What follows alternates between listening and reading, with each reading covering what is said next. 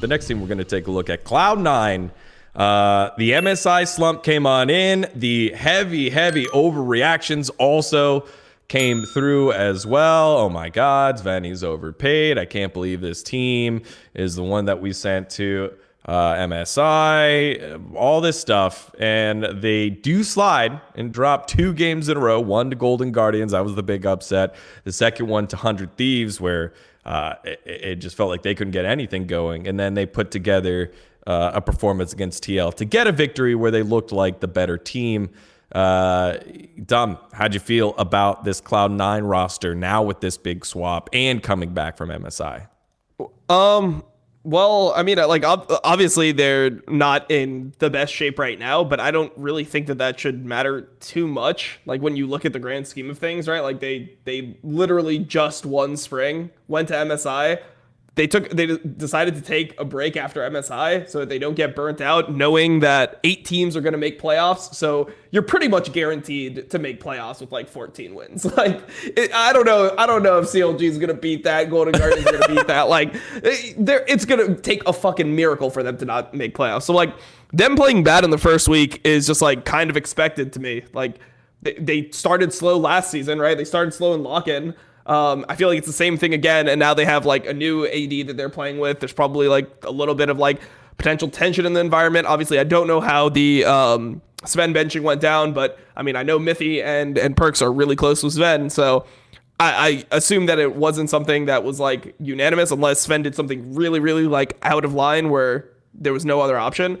So I just feel like it's like a weird time. But I mean, I just think that the strangest thing was like the reaction from the community. Like, I mean, part of the reason that LS like criticizes Renekton is because of what happened in that game. Like, if there is a situation where the Renekton ends up misplaying or getting fucked by potentially a teammate, in this situation, he hardened it. Perkz just fucking ran it, right? Like, flashed in, stunned a ward. Like, you do that in these types of lanes, you're just fucked. Like, the whole game is just ruined off that. And then he like proceeds to go 0-7. I mean, he didn't play a good game by any means, but this is just like, you cannot do that when you play mid Renekton. You cannot just like randomly flash stun a ward and lose a 2v2 when you're playing Nidalee Renekton mid jungle.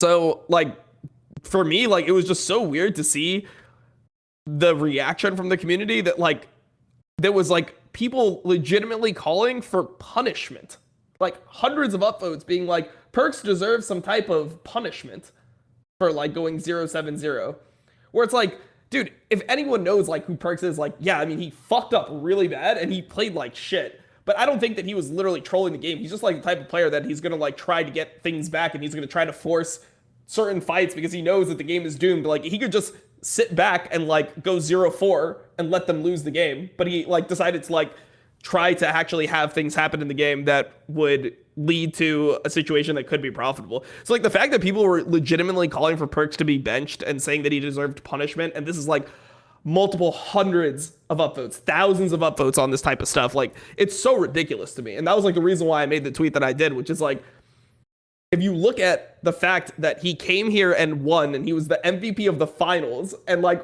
when you look at like crunch time, like, he played bad at MSI, don't get me wrong, but like Blabber also played bad at MSI. Fudge was like pretty much the only person that played consistently well at that tournament, so there was like a lot of stuff. I mean, Vulcan played well in some games. Some of the games, like, he didn't play terribly, but he didn't play great.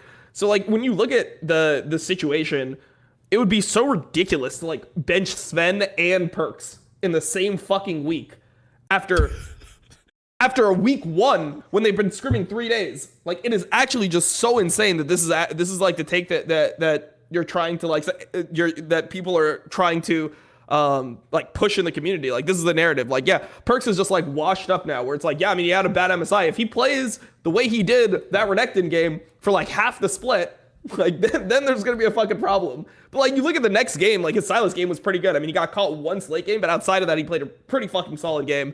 Like, effectively shit on Jenkins, smurfed for the majority of it. And so it's such like a knee-jerk reaction. And then like, everything that I said about it just got taken massively out of context, where I'm like, if you compare him to another player that is the only player that we know in this bracket of like $2 million plus a year, which is SwordArt. SwordArt is somebody who got third when he joined the championship team. Like, he joined TSM, where Bjergsen, the guy who's like presumably has a lot of say in that team, is the one that is the coach leading the direction. Perkz played with a rookie top laner. Fudge ended up doing well and exceeding expectations. But if you look at like the rosters on paper, like Perkz just outperformed SwordArt given the expectations that both teams had set. And then if you even just look at like the individual skill level, so it's so crazy that like people would meme SwordArt and be like, "Oh, toss 6 million." But no one was calling for, like, I didn't even know who the Academy support was for TSM. Like, apparently, Yeah, I'm actually PCS looking that support. up right now. Yeah, so apparently there's like a PCS support. I literally never heard anyone calling for SwordArt to actually get benched for whoever that guy's name is. It starts with like a Y or something. I don't even know who that guy is. You're San. Who? I don't know who. Whatever. Point is, no one was calling for him to get benched when he was like running it. And then Perkz dies like 7 times in one game, goes 0-7-0.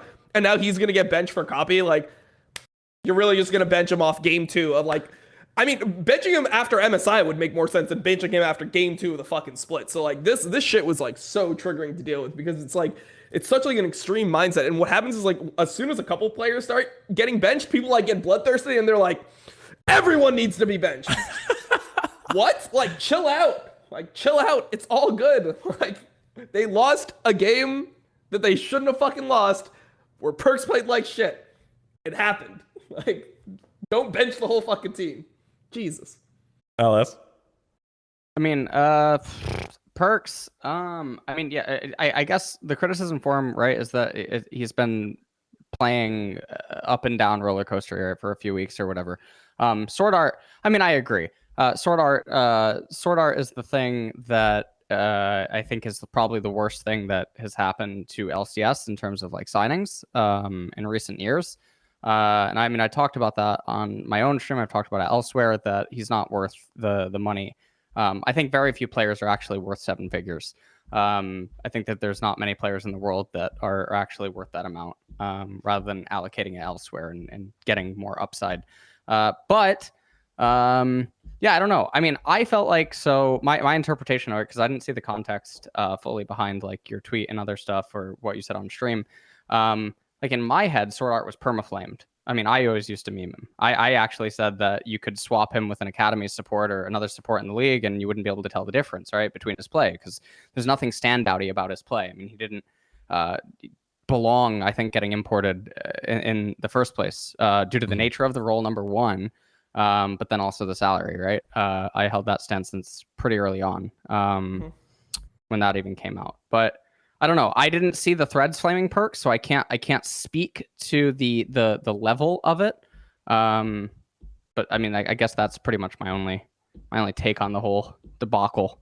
Yeah, it was it was like shocking. It was shocking the level of it because it was like 100% serious. Like, what does punishment even mean? Like, he deserves some type of punishment for going 0-7-0. Talking about fine. Here's the thing. Like, do you want him to get flogged? Like, what are we gonna do? We're gonna tie him upside down and just beat him? Like, bro, he went 0-7-0 in game 2 of LCS. What is punishment? What the fuck? So like, how does this take? The thing is that I think that I think on the aspect of SwordArt and Perkz in particular, I think on the aspect of SwordArt and Perkz, I think they're both. I had this take. It went into a YouTube clip that I think they're both unbenchable, or they're immune to being benched. I don't think it's possible to bench either of them. Perkz and who?